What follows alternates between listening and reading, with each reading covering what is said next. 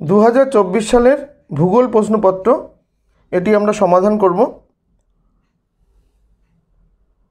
এক দাগে যে প্রশ্ন রয়েছে সেগুলি বিকল্পগুলি থেকে সঠিক উত্তরটি নির্বাচন করে লেখো, অর্থাৎ মাল্টিপল চয়েস।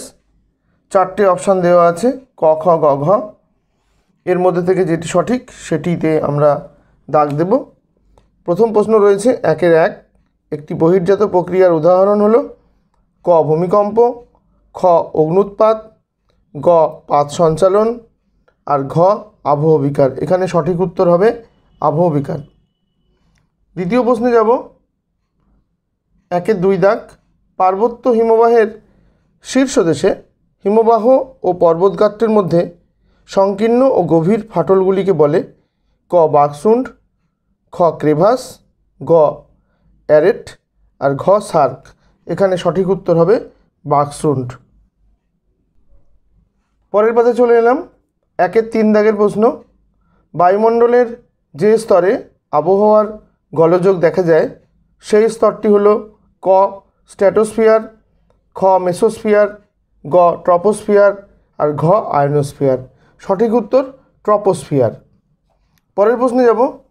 বৈপরীত্য উত্তাপ সংঘটিত হয় যখন ক উচ্চতা বৃদ্ধিতে উষ্ণতা বৃদ্ধি পায়, খ উচ্চতা বৃদ্ধিতে উষ্ণতা হ্রাস পায়, গ উচ্চতা বৃদ্ধি বা হ্রাসে উষ্ণতা অপরিবর্তিত থাকে, ঘ অক্ষাংশের মান বৃদ্ধিতে উষ্ণতা বৃদ্ধি পায়। উত্তরটি হবে ক দাগের, উচ্চতা বৃদ্ধিতে উষ্ণতা বৃদ্ধি পায়। পরের প্রশ্নে চলে যাব। 1-5 দাগে। ভূপৃষ্ঠের কোনো একটি স্থানের জোয়ারের সঙ্গে ভাটার সময়ের পার্থক্য হলো ক 6 ঘন্টা, খ 6 ঘন্টা 13 মিনিট, গ 6 ঘন্টা 30 মিনিট, আর ঘ 6 ঘন্টা 45 মিনিট। এখানে সঠিক উত্তর হবে 6 ঘন্টা 13 মিনিট। পরের প্রশ্নে যাব। 1-6 দাগে। সমুদ্রের যে স্থানে উষ্ণ ও শীতল স্রোত উভয়ই মিলিত হয় তাকে বলে ক হিমানী সম্প্রপাত, খ হিমশৈল, গ হিমপ্রাচীর, ঘ হিমগুল্ম। এখানে সঠিক উত্তর হবে গ দাগে হিমপ্রাচীর। পরের প্রশ্নে যাব। 1-7 দাগ। বিষাক্ত নয় এমন একটি বর্জ্য পদার্থের উদাহরণ হলো ক ধানের খোসা, খ ফ্লাই অ্যাশ, গ পলিথিন, আর ঘ ক্যাডমিয়াম। এখানে সঠিক উত্তর হবে ক দাগে ধানের খোসা। পরের প্রশ্নে যাব। 1-8 দাগ। ভারতের উত্তরের পার্বত্য অঞ্চলে অবস্থিত একটি লবণাক্ত হ্রদের নাম হলো ক ডাল হ্রদ, খ নৈনিতাল, গ উলার হ্রদ, আর ঘ প্যাংগং হ্রদ। সঠিক উত্তরটি হবে প্যাংগং হ্রদ। 1-9 দাগের প্রশ্নে যাব। ভারতের একটি মুখ্য বৃষ্টিচ্ছায় অঞ্চল হলো ক শিলং মালভূমি, খ হিমালয়ের পাদদেশ অঞ্চল, গ পূর্বঘাট পর্বতের পূর্বঢাল, আর ঘ ছোটনাগপুর মালভূমি। এখানে সঠিক উত্তর গ দাগে পূর্বঘাট পর্বতের পূর্বঢাল। পরের পাতায় এলাম। 1-10 দাগের প্রশ্ন। ব্যাসাল্ট শিলার আবহবিকারের ফলে সৃষ্ট মৃত্তিকা হলো ক লোহিত মৃত্তিকা, খ পলি মৃত্তিকা, গ কৃষ্ণ মৃত্তিকা, আর ঘ ল্যাটেরাইট মৃত্তিকা। এখানে সঠিক উত্তর গ দাগে কৃষ্ণ মৃত্তিকা। 1-11 দাগের প্রশ্ন। ভারতের কেন্দ্রীয় কার্পাস গবেষণা কেন্দ্রটি অবস্থিত ক লখনৌ, খ নাগপুর, গ কটক, আর ঘ মুম্বাই। এখানে সঠিক উত্তর হবে খ দাগে নাগপুর। 1-12 দাগের প্রশ্ন।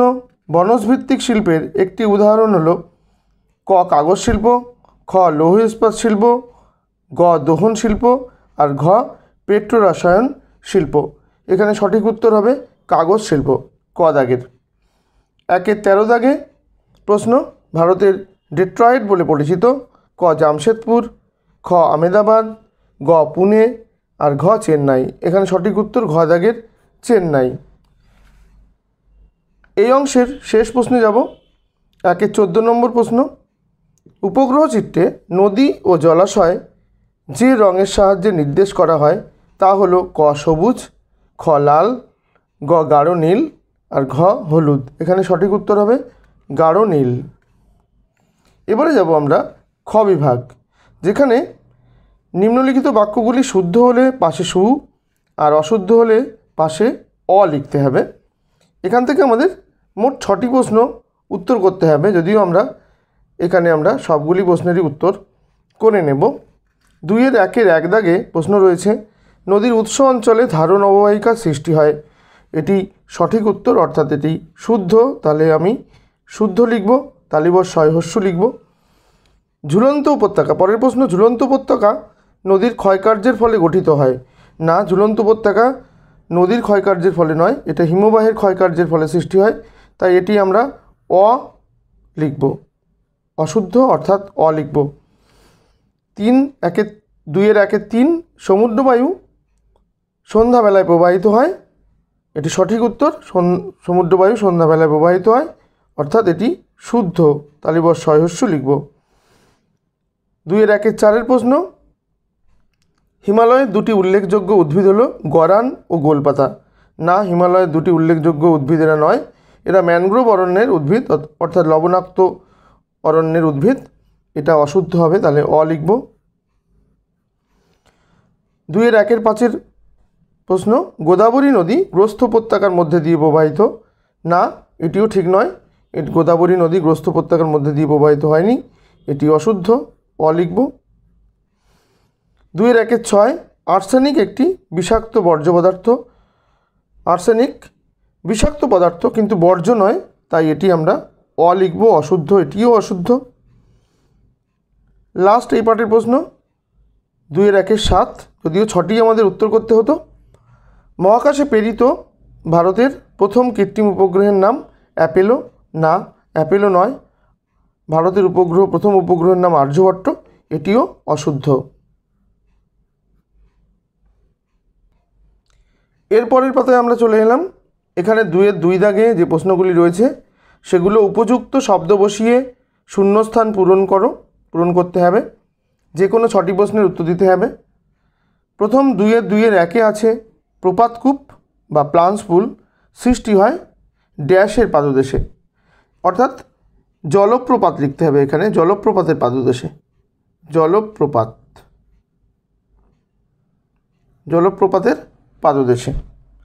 2-এর 2 দাগের প্রশ্ন, বায়ুপ্রবাহ ও সমুদ্রস্রোত বিক্ষিপ্ত হয় ড্যাশ শক্তির প্রভাবে। শক্তি কোরিওলিস শক্তি লিখতে হবে, কোরিওলিস বল বা শক্তির প্রভাবে। 2-এর 3, নিরক্ষীয় অঞ্চলে ড্যাশ ধরনের বৃষ্টিপাত সংঘটিত হয়। উত্তর হবে পরিচলন বৃষ্টিপাত, পরিচলন লিখে দিতে হবে। পরের প্রশ্ন 2-এর 4, শীতল ড্যাশ স্রোতের প্রভাবে নিউ ফাউন্ডল্যান্ড অঞ্চলে শীতকালে তুষারপাত হয়। এটি হবে ল্যাব্রাডর স্রোত, ল্যাব্রাডর স্রোত। 2-এর 5-এর প্রশ্ন, ব্যবহৃত ইঞ্জেকশন সিরিঞ্জ একটি ড্যাশ বর্জ্য। এটি চিকিৎসা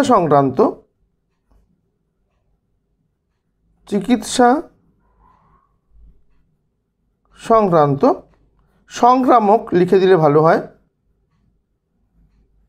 সংক্রামক বর্জ্য। পরের প্রশ্ন 2-এর 6, ন্যাপথা ড্যাশ শিল্পের প্রধান কাঁচামাল। ন্যাপথা পেট্রো রসায়ন শিল্পের কাঁচামাল, রসায়ন শিল্পের প্রধান কাঁচামাল। 6টি প্রশ্নের উত্তর করতে হতো। এখানে 7 নম্বর প্রশ্ন হচ্ছে, 2011 খ্রিস্টাব্দের আদমশুমারি অনুসারে ভারতের সর্বনিম্ন জনঘনত্ব সম্পন্ন রাজ্যটি হলো ড্যাশ।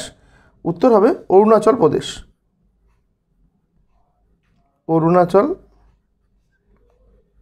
প্রদেশ, নেক্সট এবারে আসবো আমরা 2-এর 3 দাগের প্রশ্ন, একটি বা দুটি শব্দে উত্তর দিতে হবে। এখানেও যে কোনো 6টি প্রশ্নের উত্তর দিতে হবে।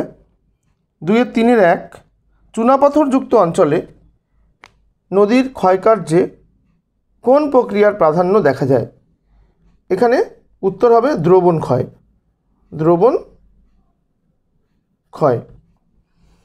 2-এর 3-এর 2, বায়ুমণ্ডলের কোন স্তরে মেরুপ্রভা দেখা যায়। বায়ুমণ্ডলের থার্মোস্ফিয়ার বা আয়নোস্ফিয়ার,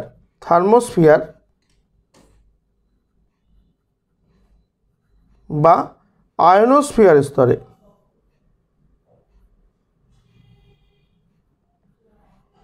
মেরুপ্রভা দেখা যায়।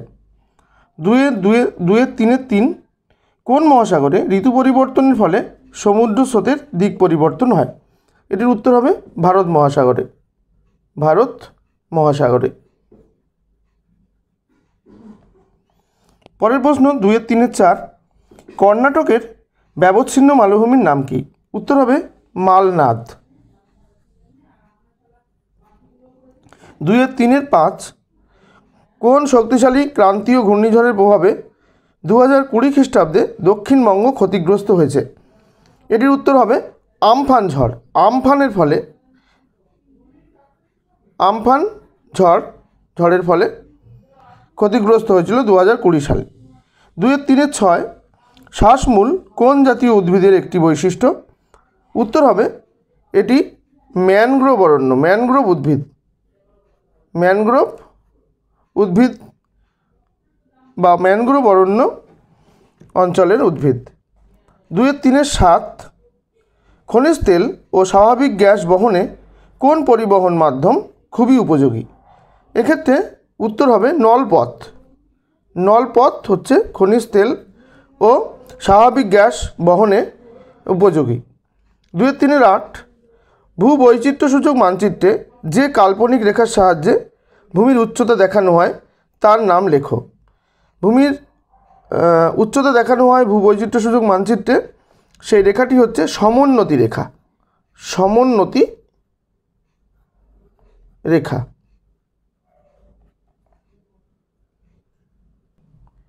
এবারে আসবো 2-4 প্রশ্নগুলি। এখানে আছে বাম দিকের সঙ্গে ডান দিকগুলি মিলিয়ে লেখো, অর্থাৎ বাম দিকের স্তম্ভ এবং ডান দিকের স্তম্ভ। বাম দিকে রয়েছে 2-4-1 কাশ্মীর উপত্যকা, 2-4-2 লুনি নদী, 2-4-3 রডোডেনড্রন, 2-4-4 সালেম। ডান দিকে রয়েছে 1 আলপীয় উদ্ভিদ, 2 শঙ্কর ইস্পাত কেন্দ্র, 3 জাফরান আর 4 রাজস্থান। কাশ্মীর উপত্যকার সঙ্গে জাফরান উৎপাদনের সম্পর্ক রয়েছে, অর্থাৎ কাশ্মীর উপত্যকায় জাফরান চাষ হয়, অর্থাৎ এর পাশে আমরা 3 বা কাশ্মীর উপত্যকার পাশে আমরা জাফরান এটা লিখে দেব, 3 লিখে। 2-4-2 লুনি নদী রয়েছে রাজস্থানে, অর্থাৎ লুনি নদীর পাশে 4 লিখে তার পাশে রাজস্থান লিখে দেব।